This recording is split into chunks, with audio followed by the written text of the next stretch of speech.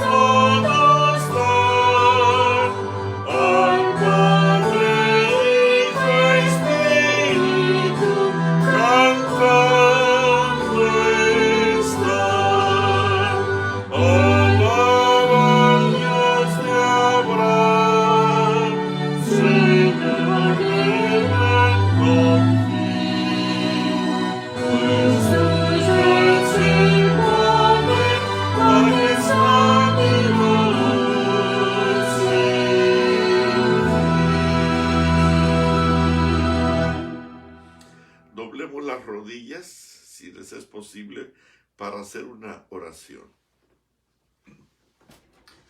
Amoroso Padre Celestial, queremos suplicarte a través de los méritos de Cristo que nos des la oportunidad de vivir este día delante de ti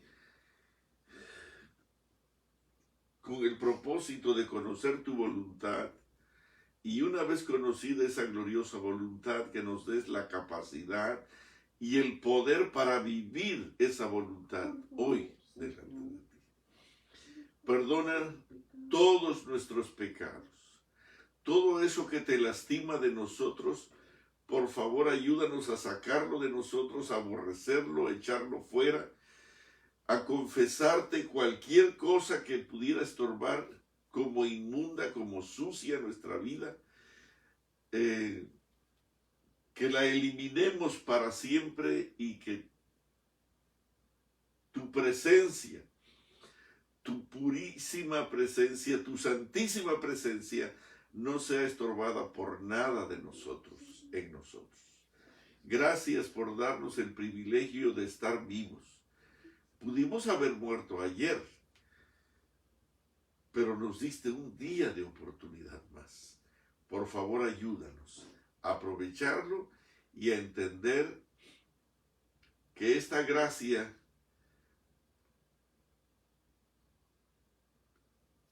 aunque es infinita y gloriosa, está reducida a nuestro tiempo de pecado y de maldad.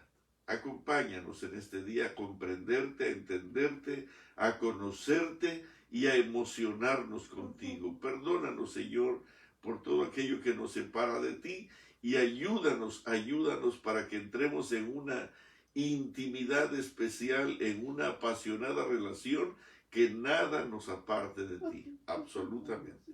Gracias, muchas gracias por tener tanta paciencia con nosotros. Libértanos de nuestros mismos pecados, de nosotros mismos.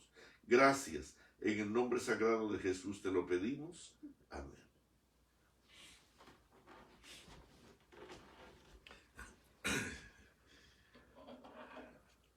Es un placer, hermanos, estar otra vez juntos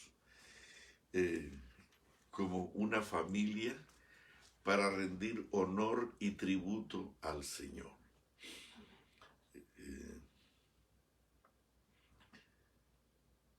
Cada minuto la situación en el mundo se complica. Cada minuto los poderes de esta tierra están manipulando los gobiernos, los países, las entidades, las organizaciones, para que haya solo una mente, humanamente hablando, terrenamente hablando, políticamente hablando, religiosamente hablando, que haya solo una mente que controle a todo el mundo. Y que nosotros no seamos habitantes de este mundo felices y bendecidos, no, sino que seamos esclavos de este poder y de esa única mente. No voy a hablar de esto porque ustedes están hablando de esto muchísimo. Una mente que controle, una mente de maldad que controle a través de la bestia y la bestia a través de los poderes afiliados a él, que controlen tu mente, tu vida y tu familia, todo lo que somos. ¿Y qué estamos haciendo nosotros para que no caigamos bajo ese yugo? Esta mañana estaba yo leyendo mi Biblia y descubrí que nosotros hemos sido esclavos en Egipto, en Babilonia, con los filisteos, con Asiria, con acá, por allá, Egipto otra vez,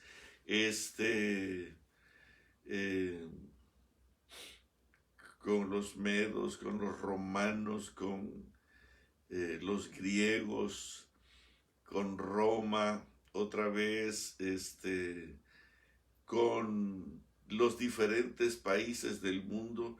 Nosotros, es decir, el pueblo de Dios, desde Adán hasta la fecha, hemos sido esclavos de este mundo por más de 5,000 años. Nuestros momentos de libertad han sido muy, muy escasos. Nosotros hemos sido esclavos y ahora mismo la mayoría de nosotros estamos siendo esclavos de esta tierra. Y el problema es que no nos damos cuenta.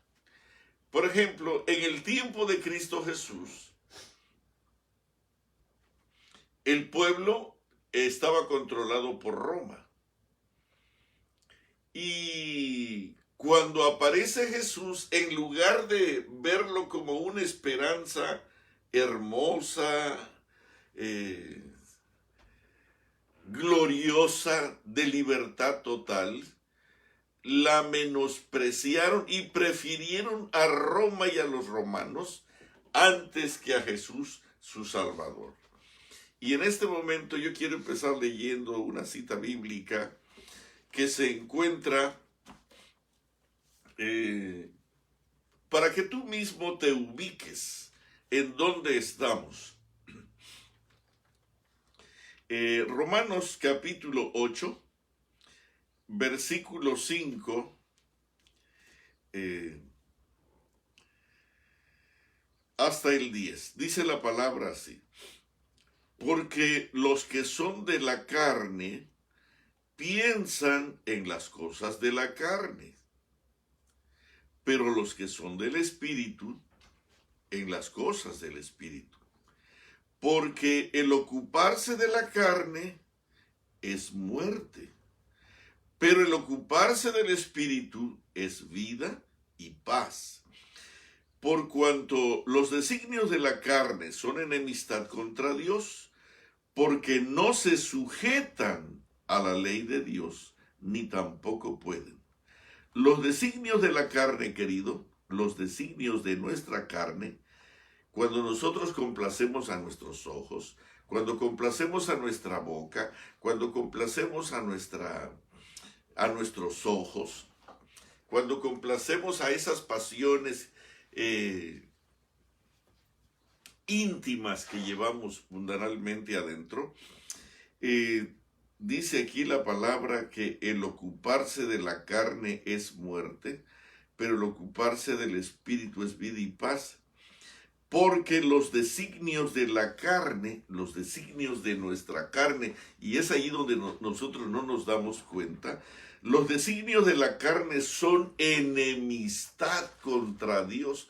Cuando tú complaces tus apetitos, tus pasiones, tu carnalidad, tu boca depravada, tu estómago trastornado, cuando tú prefieres a un enfermo seguir cultivando esos hábitos que simplemente traen dolor y muerte, estas cosas, esos apetitos, la complacencia de nuestras pasiones y de nuestra vida carnal, traen también enemistad contra Dios.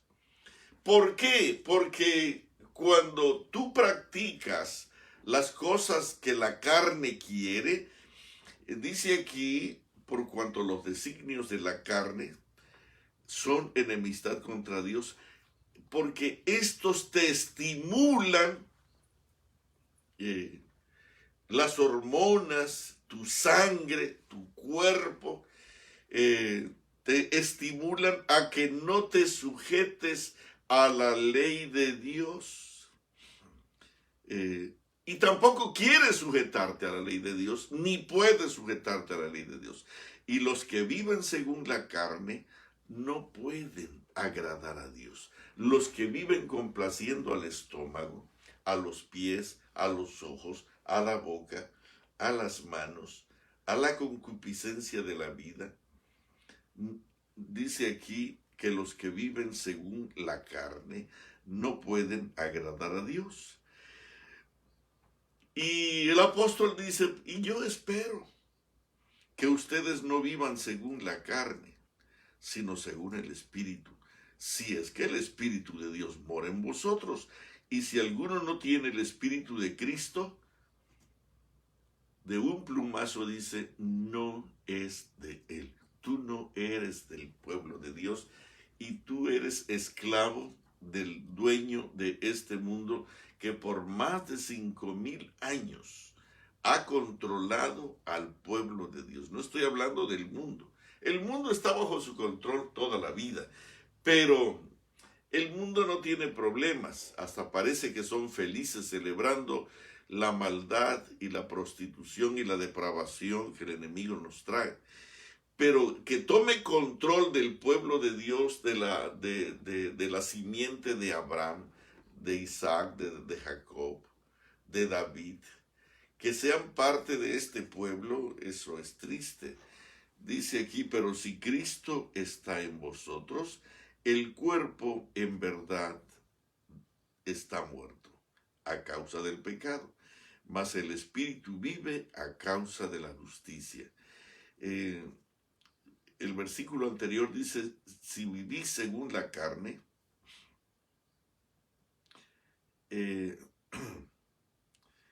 los designios de la carne, dice el 7, por cuanto los designios de la carne son enemistad contra Dios, porque no se sujetan a la ley de Dios, ni tampoco quieren ni pueden. Y los que viven según la carne no pueden agradar a Dios. Y los que viven según la carne no pueden agradar a Dios. Cuando tú complaces tu boca, no puedes agradar a Dios. Cuando tú complaces con tus ojos, tu cuerpo, tu carnalidad, tú no puedes agradar a Dios. Nosotros no agradamos a Dios. Mas vosotros no vivís según la carne, sino según el Espíritu, si es que el Espíritu de Dios mora en vosotros. Y si alguno no tiene el Espíritu de Cristo, no es de él, no es de Cristo. Y hay una esperanza, pero si Cristo está en vosotros, el cuerpo en verdad está muerto a causa del pecado, mas el Espíritu vive a causa de la justicia. Quise leer esto porque hemos estado... ¿Qué fue lo que llevó a Salomón a la destrucción? ¿Qué fue lo que llevó a Sansón al menosprecio del Señor? ¿Qué fue lo que llevó a Saúl a que Dios dijera, me arrepiento de haber puesto a Saúl por rey de Israel? Me arrepiento, me siento mal en haber puesto por rey a Saúl. La Biblia dice que Sansón no sabía que la presencia de Dios ya se había apartado de él. Y en el caso de Salomón, la Biblia dice que se enojó Jehová contra Salomón, a quien se le había aparecido 2 veces, porque su corazón fue controlado por sus mujeres y por los dioses de sus mujeres, y adoró en todas sus representaciones a los demonios mismos. ¿Cómo es que una persona puede llegar de un punto de excelsitud, de sublime gracia, de gloria eterna, de ser el favorito de Dios, el consentido de Dios, a ser un instrumento diabólico para conquistar las mentes y las almas de la tierra en favor del enemigo? Es increíble, pero todos, sin excepción, tú y yo, estamos expuestos a esta realidad. Solo revisa en tu día a día qué cosa es lo que comes. ¿Lo que comes glorifica a Dios o te glorifica a ti? Lo que miras, ¿te glorifica a ti o glorifica a Dios? Lo que piensas, lo que hablas, ¿glorifica a Dios o te glorifica a ti? Tus diversiones, tus entretenimientos, ¿te glorifica a ti o glorifica a Dios? La Biblia dice, si pues coméis o bebéis, o jugáis, o corréis, os divertís, porque dice, si pues coméis o bebéis, o hacéis cualquier otra cosa. Cualquier otra cosa, si no es comer o beber, cuando te sientas a ver televisión, cuando tienes tu celular en la mano, cuando tú tienes tu tableta en la mano, tu computadora en la mano, tu celular en la mano, ¿qué estás haciendo? ¿Estás glorificando a Dios o estás glorificándote a ti, complaciéndote a ti? Hermano, si tú te estás complaciendo a ti, a tu carne, dice aquí la Biblia, que tú eres enemigo de Dios. los que viven según la carne no pueden agradar a Dios. No puedes. Tú dices, yo soy parte del pueblo de Dios y cantas y tienes un puesto directivo en la iglesia, pero tú no agradas a Dios y al contrario tienes el desagrado de Dios. Mas vosotros no vivís según la carne, sino según el Espíritu, si es que el Espíritu de Dios mora en vosotros. Y si alguno no tiene el Espíritu de Cristo, y tienes el Espíritu que busca complacerte a ti mismo, dice aquí, no es de Él, no es de Él.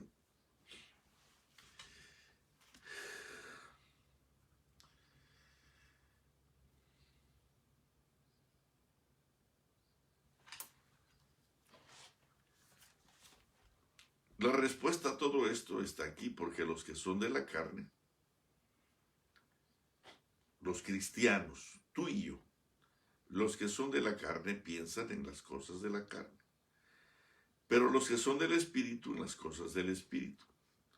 Porque el ocuparse de la carne es muerte. Muerte. Cuando tú te ocupas de la carne,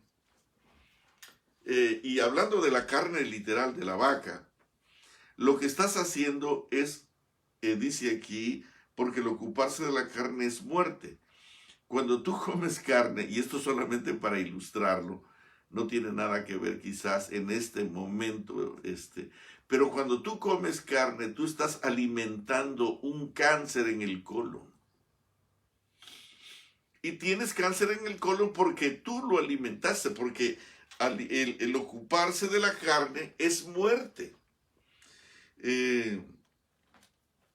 Pero cuando tú te vas a la mente espiritual de Dios y comes maná y comes el plan original de la comida celestial, cuando tú sigues las indicaciones de Dios para esta época y entonces te alimentas en base a lo que Él ha establecido para sus escogidos de estos últimos días, entonces tu espíritu es otro. Dice aquí, por cuanto los designios de la carne, porque el ocuparse de la carne es muerte, pero el ocuparse del espíritu es vida y paz, por cuanto los designios de la carne son enemistad contra Dios. Los designios de mi cuerpo es mantenerme separado de Dios. Cuando yo me pongo a ver televisión, cuando yo me pongo a comer la carne que complace a mi boca, a mi paladar y a mi estómago, de seguro que estoy separado de Dios. Porque esto no agrada a Dios y no me habilita para sujetarme a la ley de Dios. Ni tampoco pueden, dice, ni tampoco pueden y ni tampoco queremos. Cuando tú estás comiendo o mirando algo sucio, perturbador, en beneplácito para tu carne, tú no quieres guardar la ley, ni quieres, ni puedes y ni quieres. Los que viven según la carne no pueden agradar a Dios. Qué cosas tan horribles se dice aquí. Eso es muy horrible. Los que viven según la carne, los que viven complaciendo la carne, no pueden agradar a Dios. ¿Qué tiene esto que ver con Juan el Bautista, con Salomón? Bueno, simple. Cuando Salomón empezó a complacer su carne, no se dio cuenta cómo se iba desconectando, hasta que terminó adorando a Satanás. Pareciera que hay una distancia. Imagínate que yo te diga, dentro de una semana, tú vas a estar adorando a tu hijo, tu hija y tu esposa van a estar adorando a Satanás abiertamente. Quizás hasta me golpearías de enojado. Pero te voy a decir una cosa. Salomón se fue apartando poco a poco. Un día, un pecado, un detalle a la vez, lo fue separando más y más, hasta que provocó el enojo de Dios. Sansón, ¿cómo es que llegó a descubrir que tenía el desagrado de Dios, que ya Dios no estaba con él. No fue de la noche a la mañana. Ya andaba con rameras y todavía cargó esa enorme puerta con todo el andamiaje ese de fierro que tenía. Todavía tenía fuerza, pero la presencia de Dios ya se había retirado de él.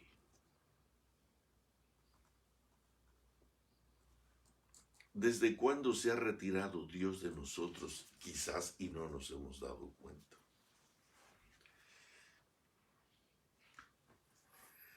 Voy a presentarte esta mañana algunos detalles en la página 406 del libro Joyas de los Testimonios, tomo 2. Dice aquí el Espíritu Santo: los que llevan el último mensaje de misericordia al mundo deben sentir que es su deber instruir a los padres acerca de la religión en el hogar.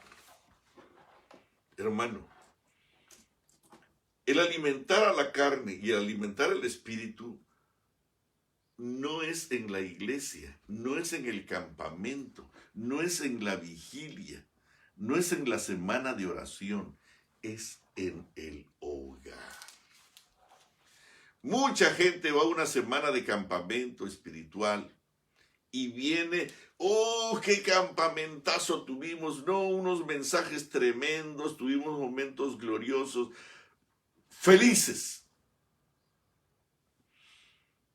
Pero eso es como el rocío que cuando sale el sol desaparece.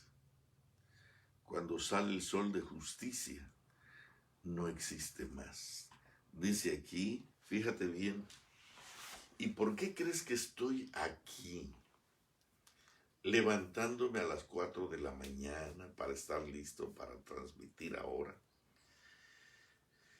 ¿Qué cosa es lo que persigo? No, yo no persigo nada. Quien persigue es el Espíritu Santo, que me mueve a mí para moverte a ti y el uno al otro, movernos el uno al otro, de tal forma que el sello del Dios vivo pueda ser colocado sobre nuestras frentes y la de nuestros hijos. Dice, pon atención, los que llevan el último mensaje de misericordia al mundo deben sentir que es su deber instruir a los padres acerca de la religión en el hogar. Fíjate bien, el mensaje, y aquí lo dice, clarito.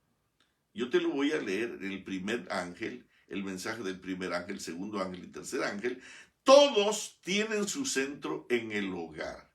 En el hogar está la salvación y en el hogar está la destrucción, para que tú tengas el sello o la marca de la bestia.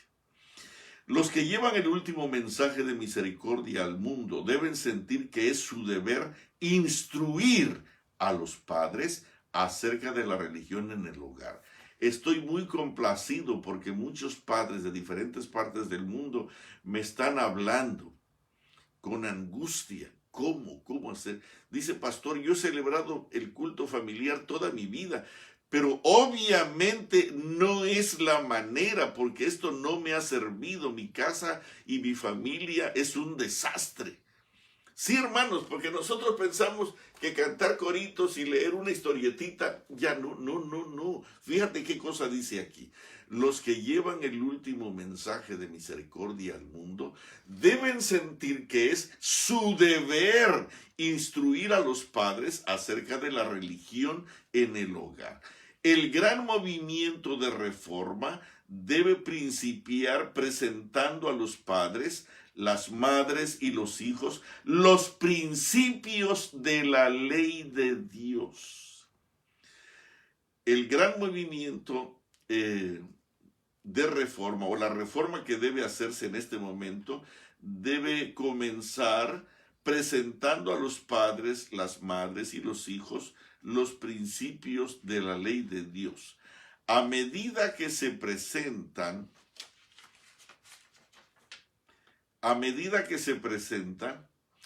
los requerimientos de la ley de Dios y los hombres y mujeres se convencen de su deber de acatarla, muéstreseles la responsabilidad de su decisión, no solo para consigo mismo, sino para con sus hijos. A medida que se presentan los requerimientos de la ley de Dios y los hombres y mujeres se convencen de su deber de acatarla, muéstreseles la responsabilidad de su decisión, no solo para consigo mismo, sino para con sus hijos. Muéstreseles que la obediencia a la palabra de Dios es nuestra única salvaguardia contra los males que están arrastrando al mundo a la destrucción. Los padres dan a sus hijos un ejemplo de obediencia o de transgresión.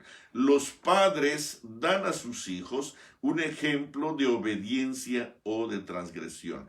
Los padres dan a sus hijos un ejemplo de obediencia o de transgresión. ¿Te molesta que te lo repita? Pues te lo voy a repetir otra vez. Los padres dan a sus hijos un ejemplo de obediencia o de transgresión.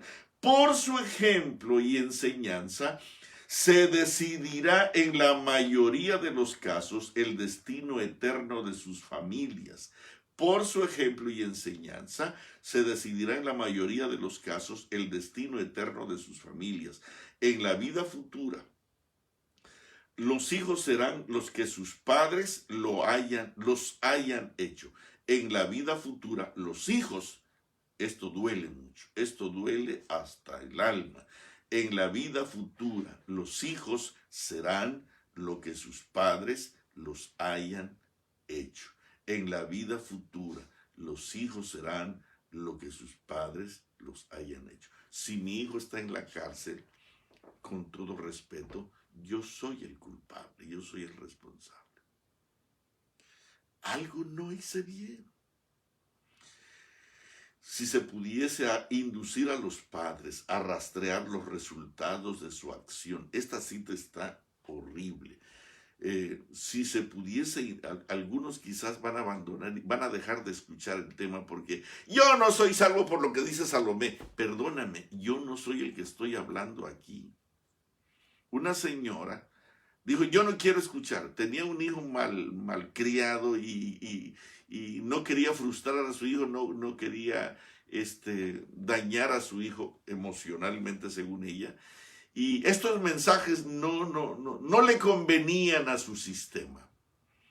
Hoy, después de 7 años, esa señora está cultivando a un pequeño delincuente.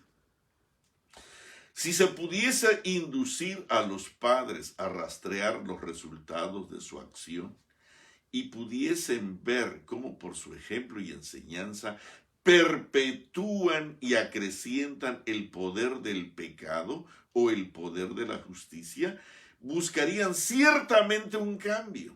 Muchos quebrantarían el hechizo de la tradición y la costumbre.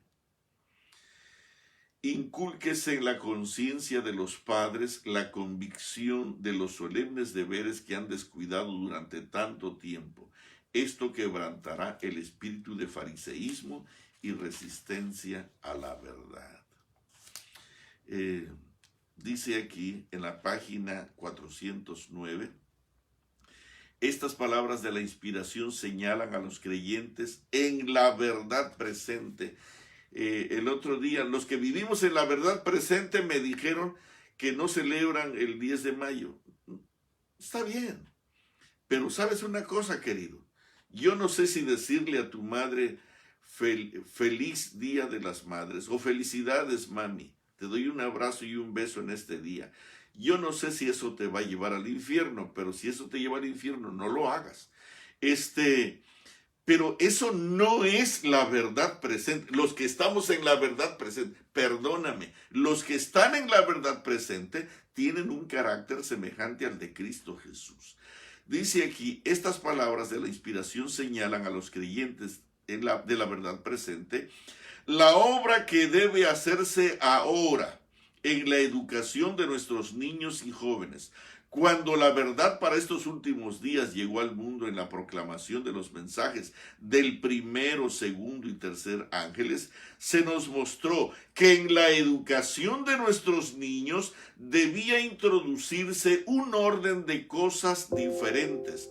Pero ha llevado mucho tiempo el comprender qué cambios deben hacerse. Hermanos, la verdad presente no es lo que dice Francisquito.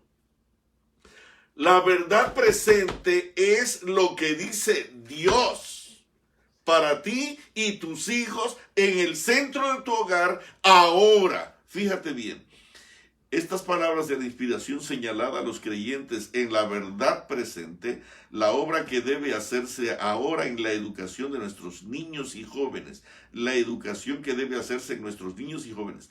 Cuando la verdad para estos últimos días llegó al mundo en la proclamación de los mensajes del primero, segundo y tercer ángeles, se nos mostró, incluyendo a Elena de White, se nos mostró que en la educación de nuestros niños debía introducirse un orden de cosas diferente. Pero ha llevado demasiado tiempo el comprender qué cambios deben hacerse.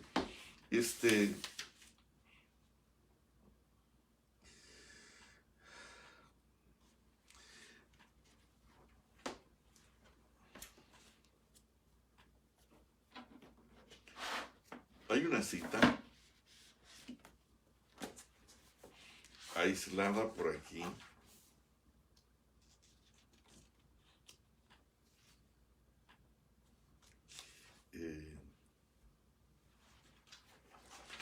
Que está en la página 384 del libro Mensajes Selectos, tomo 1. Dice: abandonad esa falsa dignidad. El confesar vuestros pecados no dañará vuestra dignidad. Abandonad esa falsa dignidad. Caed sobre la roca y sed quebrantados, y Cristo os dará la verdadera dignidad celestial. Que el orgullo, la estima propia o la justicia propia no impidan a nadie que debe confesar sus pecados a fin de que pueda ser suya la promesa.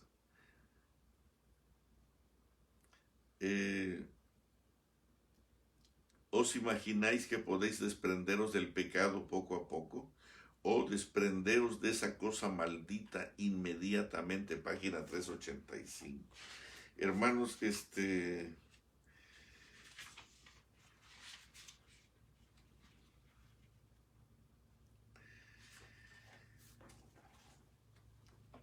y la primera cosa de la cual tenemos que arrepentirnos y de pensar que está en juego nuestra dignidad es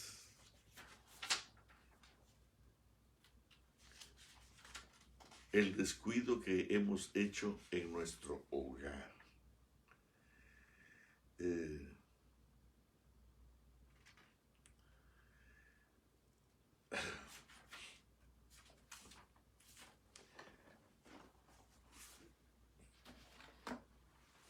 El fracaso de nuestra iglesia está en nuestro hogar. El fracaso de nuestra familia está en nosotros los padres. Déjame leerte esta nota. He querido leer, lo he estado pensando mucho, pero creo que debo leerla. Papá y mamá tienen sobre sus hombros una carga de carácter eterno. Una carga no es fácil de llevar, no. Hermano, te voy a decir esto. Es fácil ser primer anciano de la iglesia. Es fácil. Tiene sus problemas, tiene sus dificultades. A veces sales con el estómago hecho trizas. A veces alguno sale llorando de la junta. A veces quisieras renunciar. Pero es más difícil celebrar el culto familiar en la casa. es más difícil levantar a tus niños, a tus adolescentes, a tus jóvenes o a tus profesionales, porque todos tienen un programa o un horario diferente. Pero Satanás te tiene bajo control. ¿Por qué? Porque él sabe que no organizándote tú como ministro y sacerdote del santuario que Dios te ha dado en casa, te tiene bajo su control y tú serás esclavo de él para siempre. Y tú serás un enemigo de Dios, porque tú y tus hijos vivirán para complacer sus apetitos y pasiones. El que complace la carne no puede agradar a Dios, no puede, es imposible. Es más, no quiere, no puede y ni quiere. ¿Por qué? Tú vas a ver, mira a la gente que no celebra el culto familiar. Fíjate en lo que comen, qué se divierten, qué se entretienen. Y cuando tú le dices, no es por ahí, eso es exageración, eso es extremismo, eso es... se me hace que tú ya andas con los disidentes.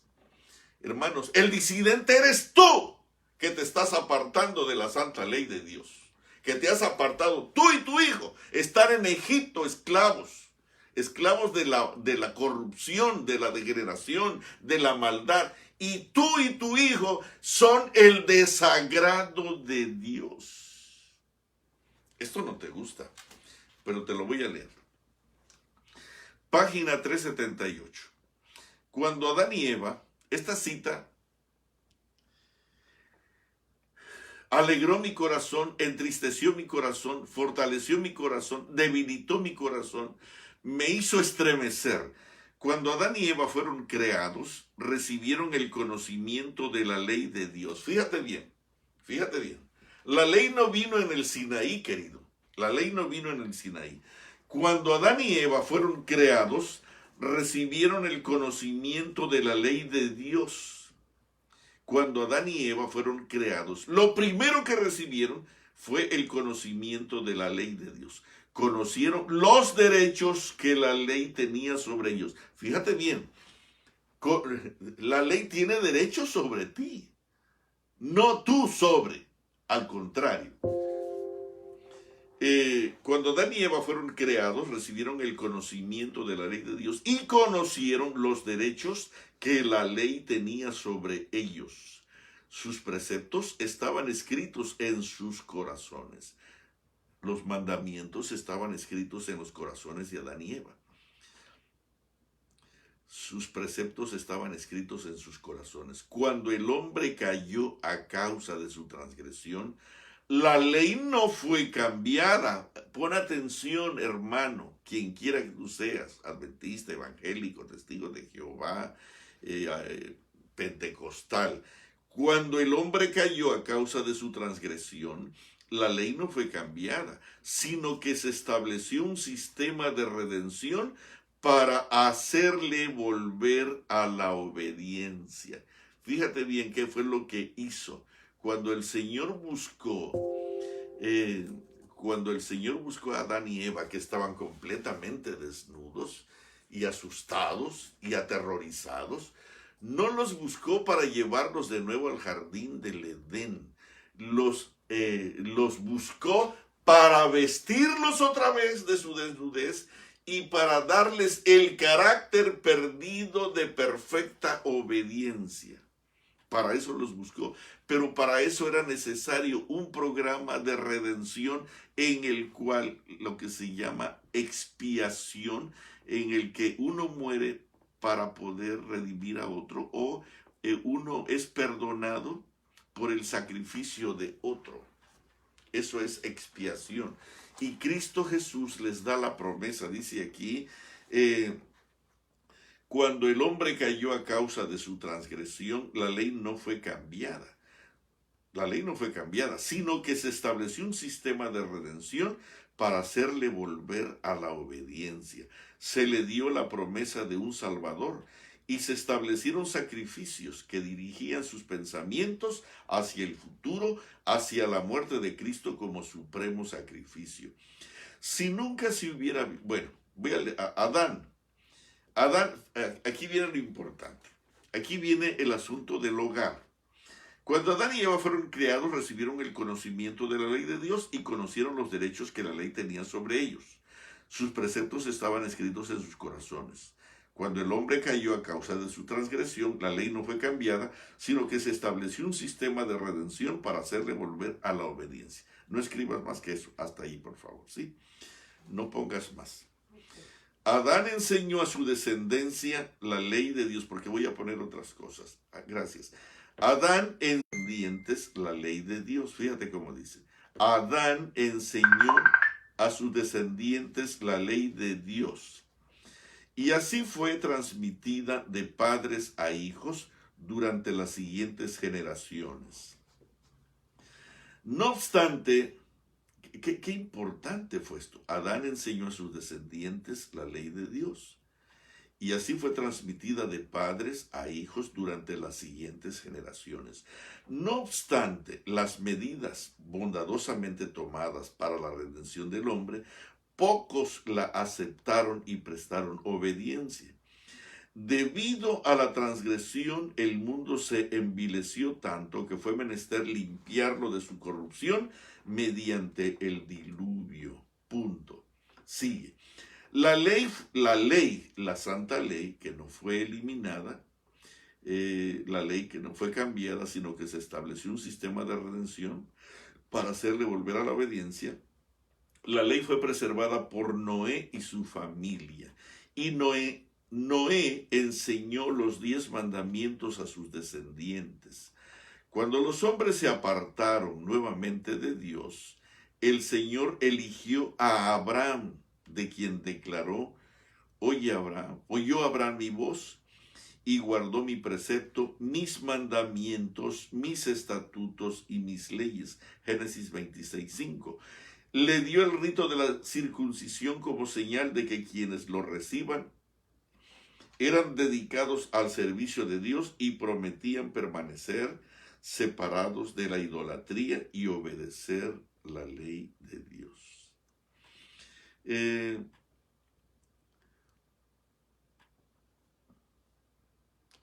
Pero voy a leer aquí otro pedacito.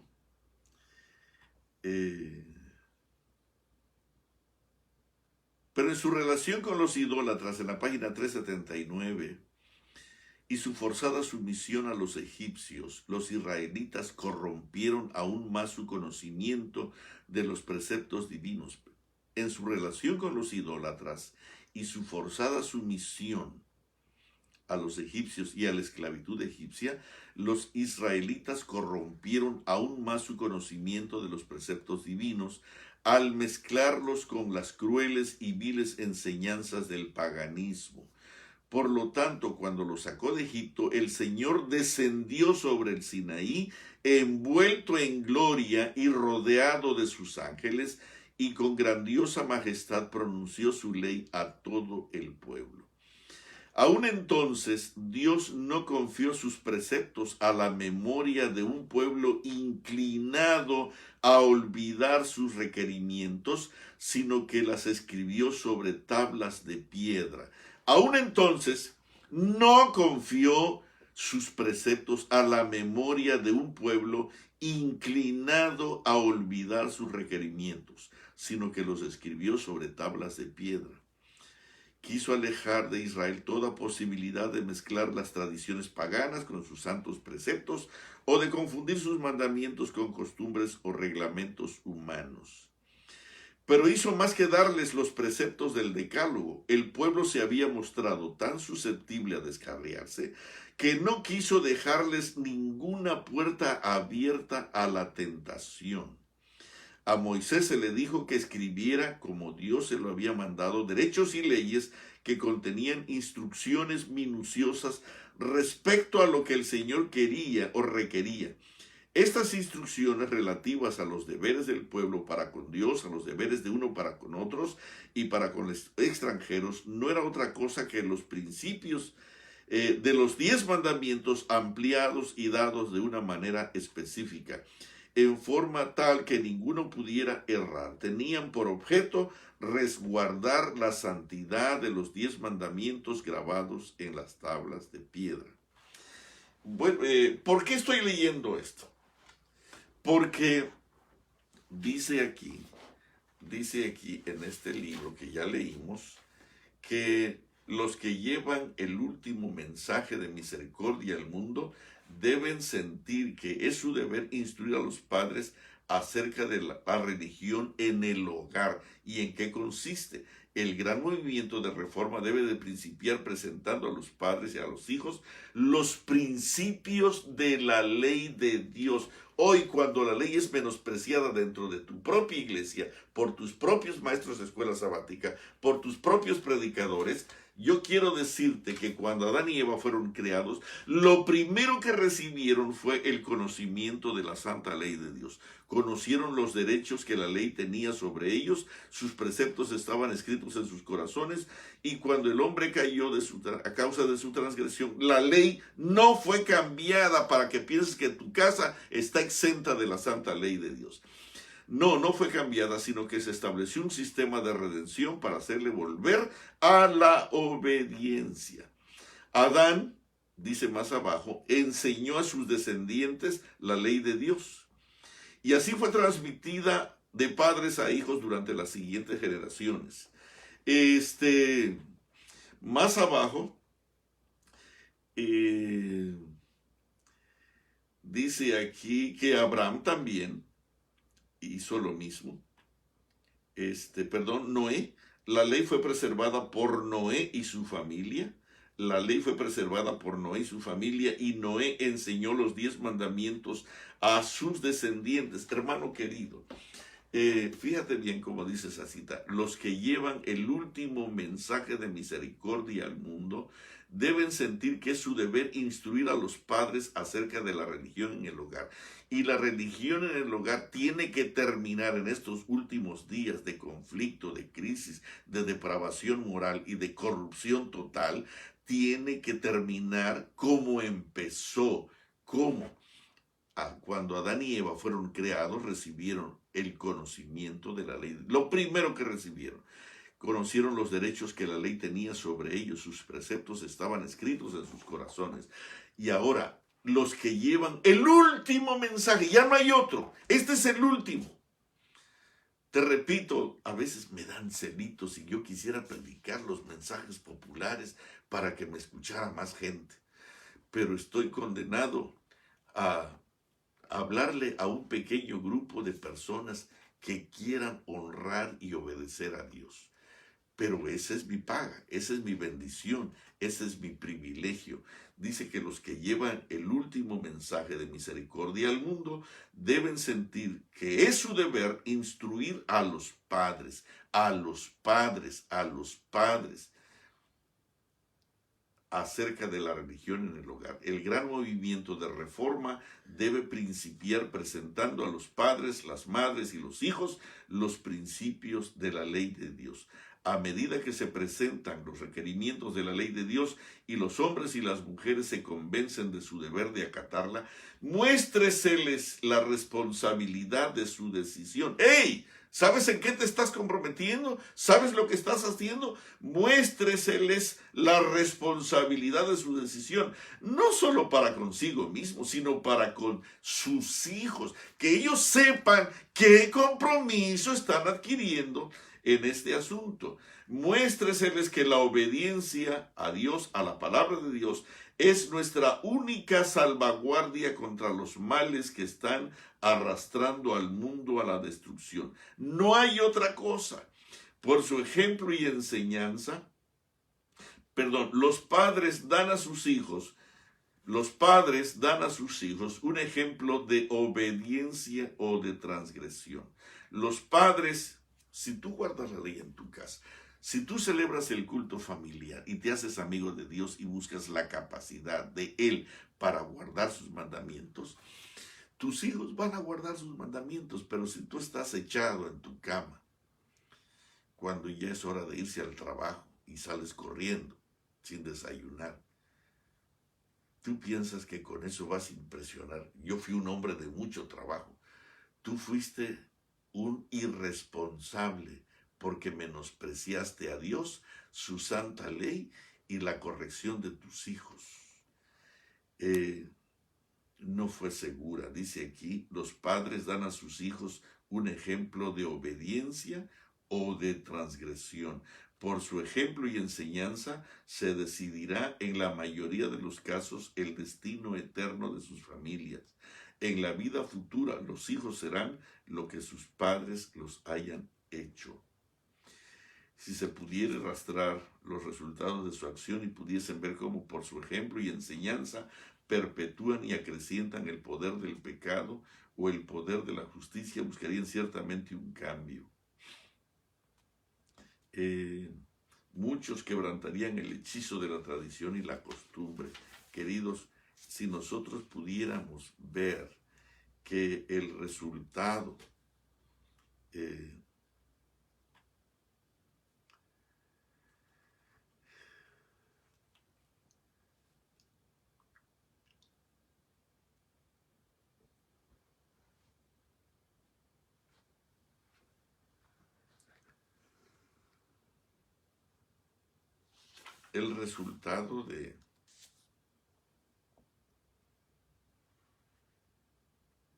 de que tú obedezcas influirá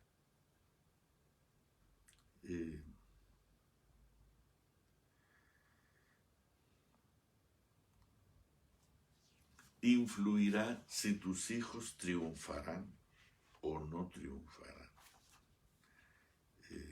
Hay una cita que estoy buscando aquí que dice,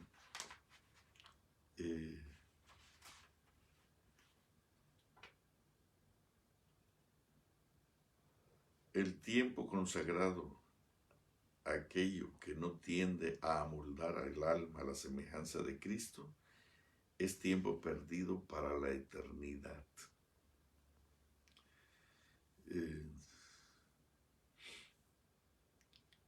Tenemos ante Dios la obligación solemne y sagrada de criar a nuestros niños para Él y no para el mundo, de enseñarles a no hacer alianza con el mundo, sino a amar y temer a Dios y guardar sus mandamientos. Se les debe inculcar el pensamiento que están formados a la imagen de su Creador y de que Cristo es el modelo al cual deben adaptarse. Debe prestarse más seria atención a la educación que impartirá un conocimiento de la salvación y amoldará la vida y el carácter a la semejanza divina. Es el amor de Dios, la pureza del alma entretejida en la vida, a guisa de hebra de oro, lo que tiene verdadero valor. La altura que el hombre puede alcanzar, así no ha sido comprendida plenamente.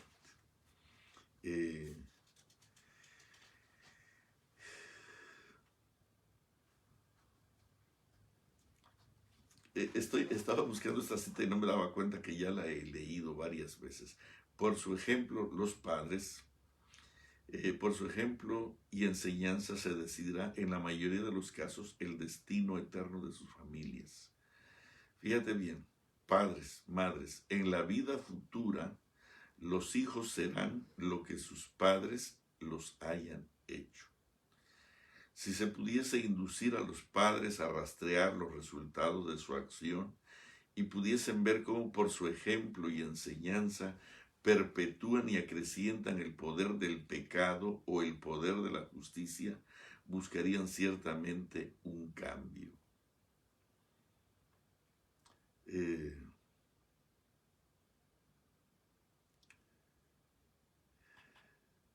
Inculquen la conciencia de los padres la convicción de los solemnes deberes que han descuidado durante tanto tiempo. Esto quebrantará el espíritu de fariseísmo y resistencia a la verdad como ninguna otra cosa podía hacerlo. La religión en el hogar es nuestra gran esperanza. Y es la única perspectiva de que tenemos de que se convierta toda la familia a la verdad de Dios.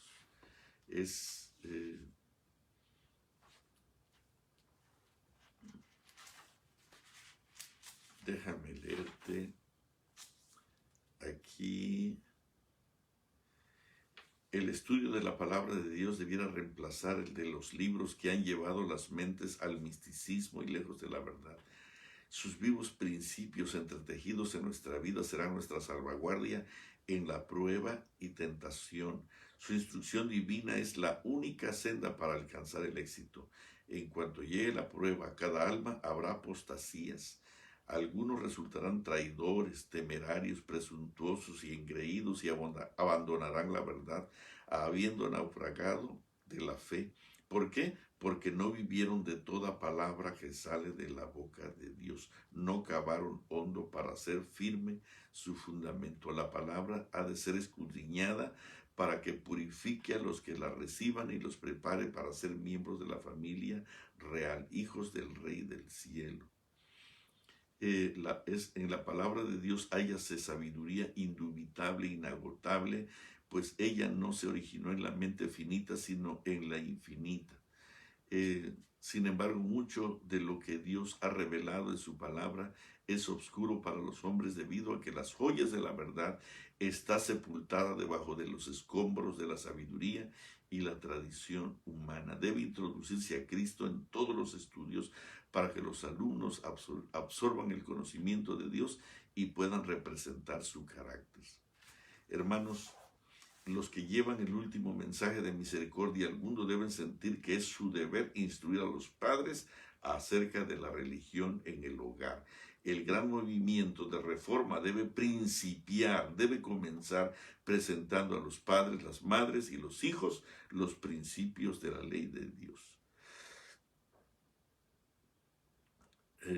A medida que se presenten los requerimientos de la ley de Dios y los hombres y mujeres se convenzan de su deber de acatarla, muéstreseles la responsabilidad de su decisión, no solo para consigo mismo, sino para con sus hijos.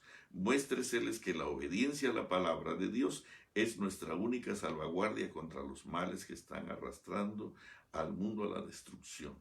Los padres dan a sus hijos un ejemplo de obediencia o de transgresión. Los padres dan a sus hijos un ejemplo de obediencia o de transgresión. Por su ejemplo, los padres, por su ejemplo y enseñanza, se decidirá en la mayoría de los casos el destino eterno de sus hijos, de sus familias. En la vida futura, los hijos serán solamente lo que sus padres los hayan hecho. Tengo una de las cosas que Zacarías hacía con Juan era repetir el plan de Dios para Juan. Zacarías y su madre lo que hacían era repetir lo que Dios había ordenado para ese muchachito. Voy a leerla, tengo que leerte todos los puntos que hicieron de Juan el Bautista grande. Juan el Bautista grande no fue grande porque gritó y dijo. Eso es lo que piensan que fue Juan el Bautista, no. Juan el Bautista fue grande porque fue capaz de ser el hombre más humilde de la tierra. La grandeza de Juan fue entender que detrás de él había uno más grande que él. Cuando tú piensas que tú eres y que tú puedes decir y que tienes un celo santo, hermano, has fracasado. Has fracasado. La grandeza de Juan el Bautista fue su testimonio diario. Él levantó la voz un día, pero los demás lo único que hizo fue demostrar que Cristo Jesús era el Cordero de Dios que quita el pecado del mundo con su vida. A él conviene crecer y a mí menguar. ¿Y qué cosa fue lo que hizo grande a Juan el Bautista? Dice aquí en la página 76, y yo se los voy a leer todavía. Las palabras del ángel a Zacarías habían sido repetidas. Las palabras del ángel a Zacarías habían sido repetidas con frecuencia a Juan. ¿Cómo eran repetidas? Con frecuencia. Las palabras del ángel a Zacarías habían sido repetidas con frecuencia a Juan por sus padres temerosos de Dios. las palabras del ángel. ¿Cómo sería que tú repitieras a tu niña, a tu niño, todos los días las palabras que Dios te puso en tu corazón de lo que será tu hijo o tu hija en esta tierra?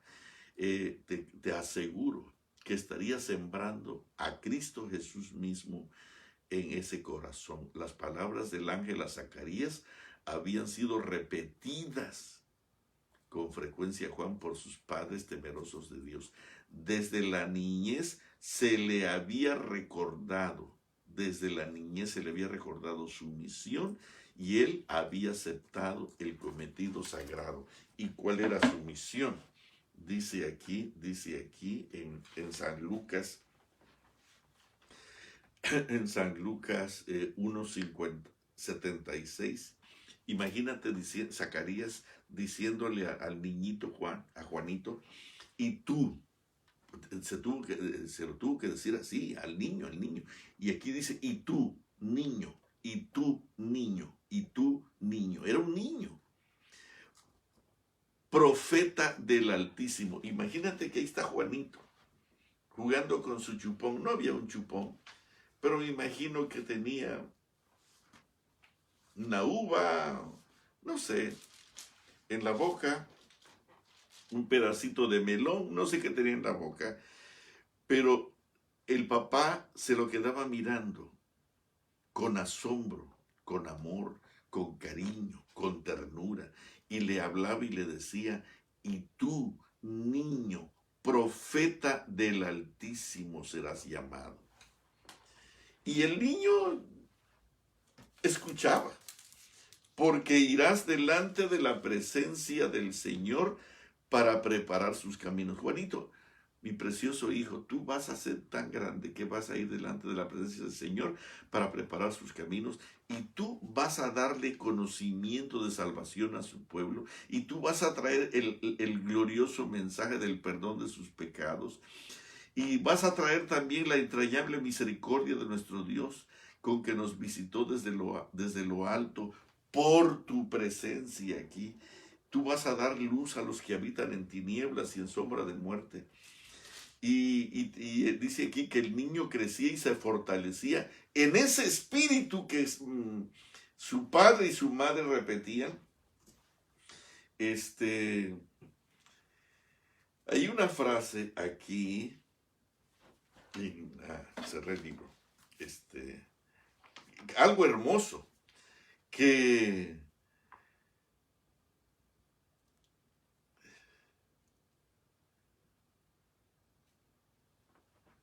dice aquí que tanto se le repitió su papá y su mamá que él mismo, en la página 76, había aceptado el cometido sagrado.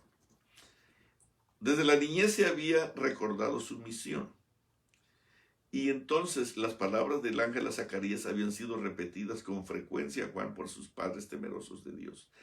Pero entonces más abajo dice, 2 líneas más abajo, él había aceptado el cometido sagrado, siendo un bebé.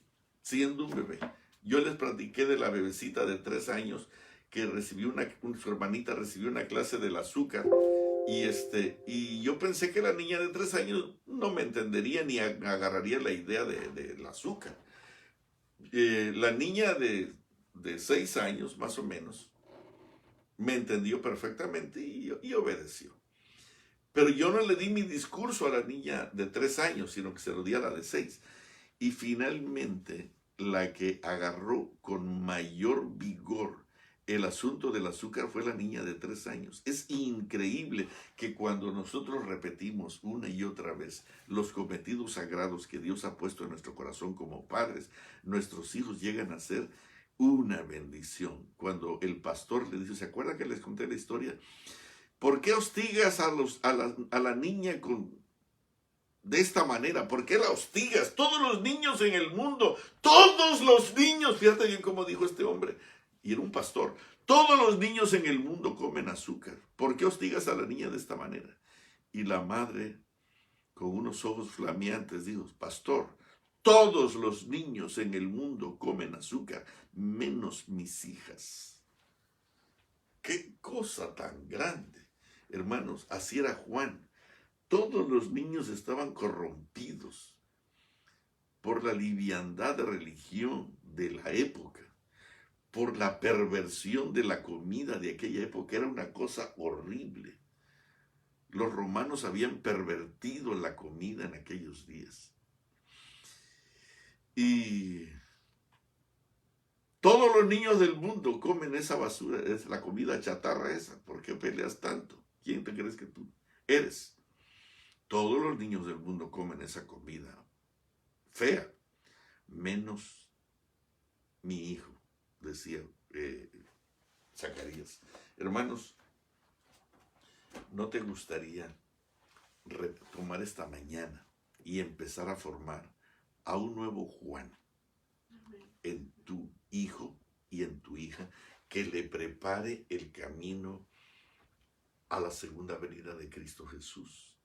Ya faltan poquitos días, pero que tu niña y tu niño se destaquen como preparadores de la calzada a Jehová, a Jesús, nuestro amado Señor, en la soledad de tu casa, en la soledad de tu cuarto, aprendiendo.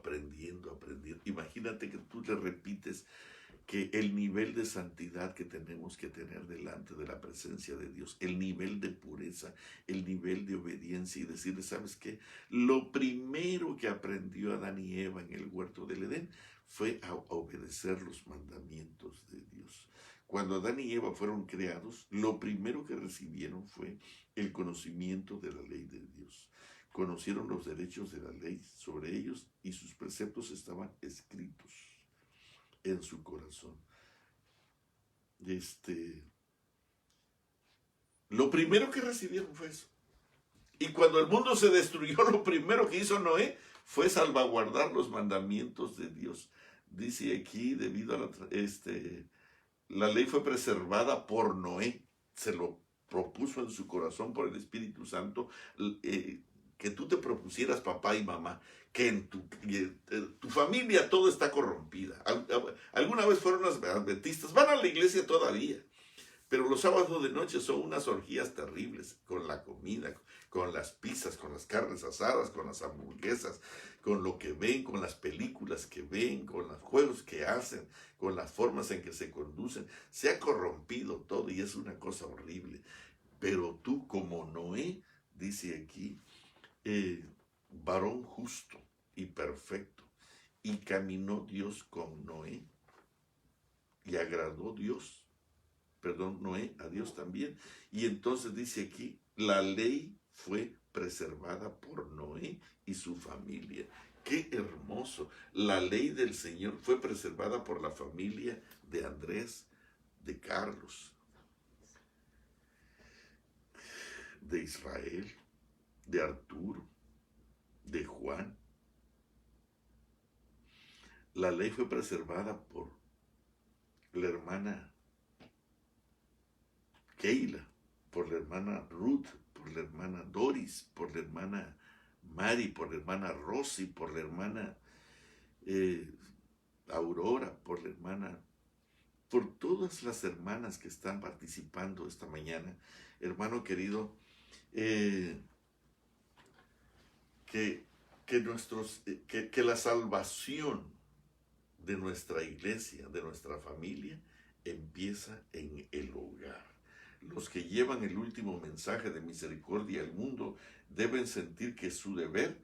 Los que llevan el último mensaje de misericordia al mundo deben sentir que es su deber instruir a los padres acerca de la religión en el hogar. Que es su deber instruir a los padres acerca de la religión en el hogar. El gran movimiento de reforma debe principiar presentando a los padres, las madres y los hijos los principios de la ley de Dios. Los padres dan a sus hijos un ejemplo de obediencia o de transgresión. Hermanos, es en el hogar donde las cosas son marcadas para siempre. Hay una frasecita aquí, pero debido a su intemperancia se habían descalificado para ejercer su santo oficio. Estaba buscando una frasecita que cuando tú ves a un niño, tú ya te das cuenta si ese niño permanecerá o será un fracaso, simplemente por la forma en que nosotros manejamos la religión en el hogar. Si en nuestra casa, si en nuestra casa nosotros celebramos el culto familiar, manejamos esta experiencia como nuestra, que lo primero que Dios le da a Adán y Eva fue la santa ley de Dios. Lo que preservó Noé fue la santa ley de Dios. Lo que magnificó a Abraham fue la santa ley de Dios. Y Abraham guardó los mandamientos, estatutos y las leyes del Señor. Y cuando al pueblo se le olvidó, las pone en piedra para que no se le olvide. Y cuando parece que todo ha terminado, Él quiere ahora escribirlas en tu corazón en un pacto diferente. Es el mismo pacto, pero un nuevo pacto. Entonces, Él quiere grabarlas en nosotros. Hermanos, ¿quieres que tu familia sea salvada? Necesitas levantarte temprano, madrugar y poner las tablas no en piedra, sino ahora en el corazón de tu hija y de tu hijo. Y enseñarle mañana tras mañana, tarde tras tarde, mirarla, cargarla, sostenerlo entre tus brazos. Y tu niño, profeta del Altísimo, serás llamado grande delante de Jehová. Así dice aquí, y tu niño, profeta del Altísimo, serás llamado. Imagínate que eso se lo repitió vez tras vez, vez tras vez, vez tras vez, vez tras vez.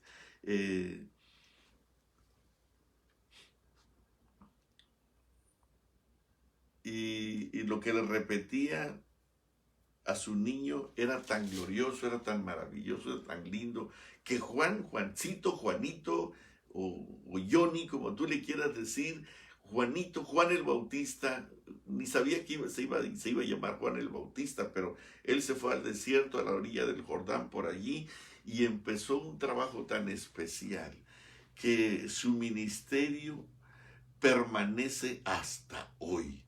Y sabes qué, Jesús lo dijo, entre los nacidos de mujer no hay otro mayor que el hijo de Zacarías, que el hijo de Elizabeth.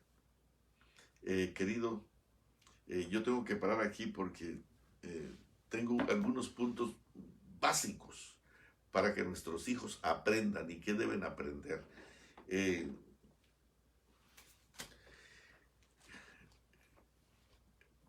El mensaje del tercer ángel: temed a Dios y dadle gloria, porque la hora de su juicio llega. Y adorad a aquel que hizo el cielo, la tierra, el mar y las fuentes de las aguas. Fíjate bien que los 10 mandamientos con el Santo Sábado están en el centro del corazón de la educación que el mensaje del tercer ángel ha venido para impostar, encarnar, inyectar dentro de nosotros. El mensaje del ángel dice: temed a Dios y dadle gloria, porque la hora de su juicio ha llegado. Y adorad al único creador, adorad al Dios de los 10 mandamientos, adorad a aquel que hizo el cielo y la tierra, adorad a aquel que nos amó y nos redimió. Y este mensaje, hermano, es el mensaje a todo el mundo, pero tiene que comenzar en el hogar, en el hogar. Vamos a terminar aquí porque la verdad es que tengo tanto que decir en relación a esto, pero tenemos que hacerlo ya, hermano. Tú y yo tenemos que ser esos varones limpios, puros, que conserven, que mantengan viva la santa ley de Dios, para que el mundo y nuestros hijos, o a través de nuestros hijos, puedan saber que hay redención para nosotros. Vamos a terminar aquí y vamos a cantar el himno 76, por favor. Hay que esperar a que se encienda. ¿Eh? Hay que esperar a que encienda. Oh,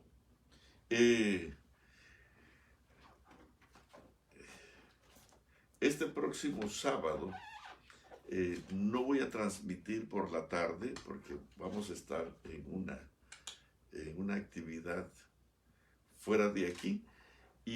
Pero cómo quisiera que ustedes pudieran repetir estos 3 mensajes últimos de Juan el Bautista hasta hoy, si pudieran repetirlos y pudieran alguien que me ayude a ponerlos, no sé cómo, para que a las 5 de la tarde eso se oyera, no sé, yo voy a estar muy ocupado, pero si alguien nos ayuda a poner a las 5 de la tarde algunos de estos mensajes que son vitales, que son trascendentales, ¿verdad? Vamos a cantar el himno número 76, creo que todavía no llega el pianista, vamos a ver si podemos cantarlo. Hermanos,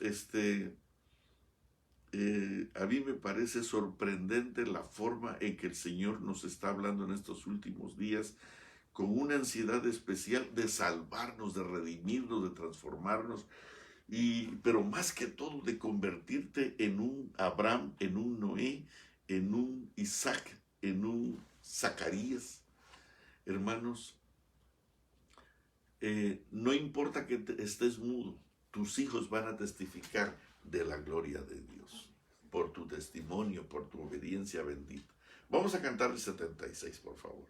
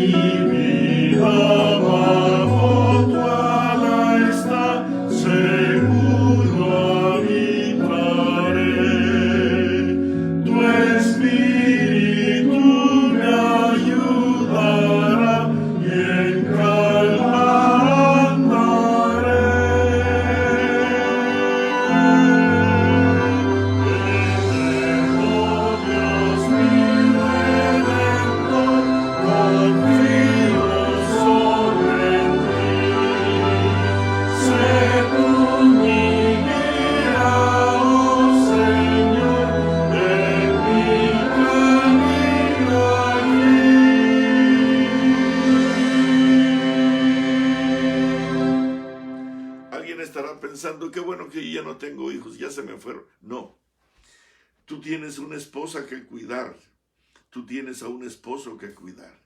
Cuando 2 hombres, alguien lee su Biblia por allá y alguien lee por allá, ese no es el culto familiar. Y es posible que Dios hace rato, como Sansón, se ha retirado de esa casa. Si tú y tu esposa no se reúnen para tomarse de la mano juntos y buscar al Señor de corazón, sometiéndose el uno al otro. No seas maestro de tu esposa, ni esposa, no seas maestro de tu esposo.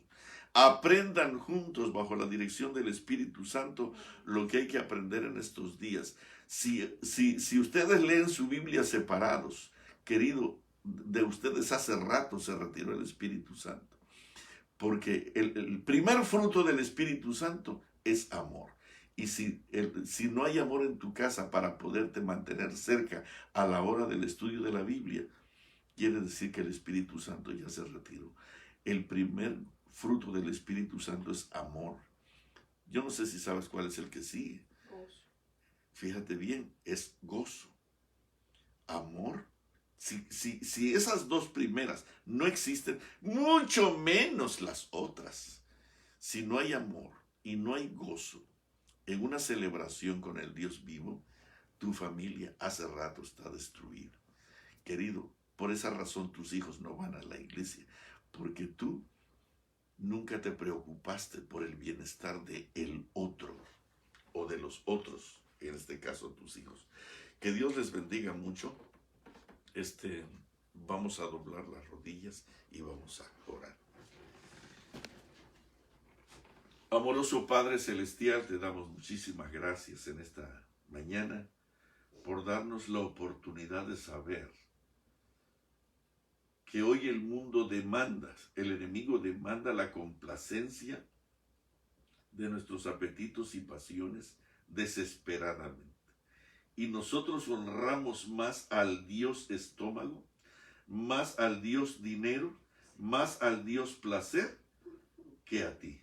Perdónanos por esto.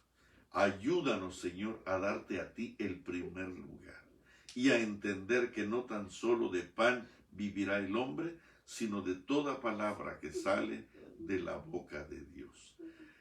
Tú llevaste al pueblo de Israel y dice allí en Deuteronomios 8 que lo llevaste por una senda dificultosa y le hiciste tener hambre.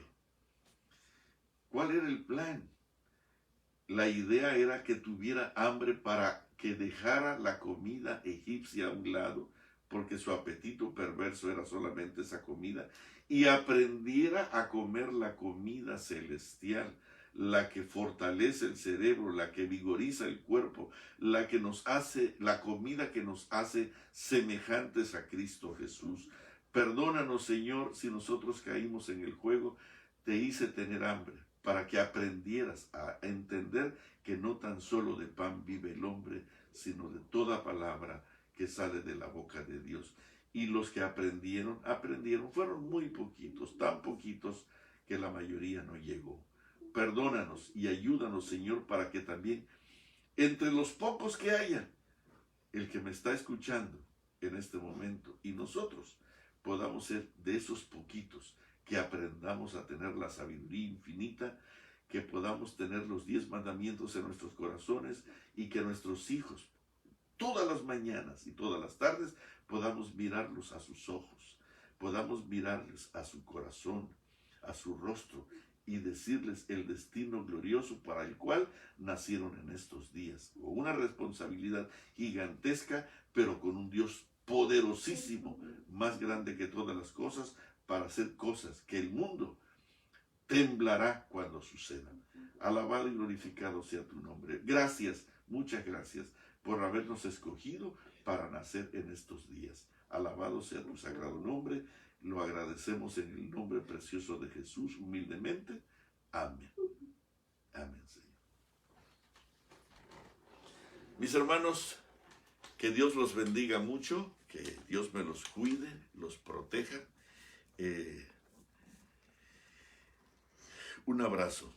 Muchísimas gracias. Que tengan un hermoso y bendecido día.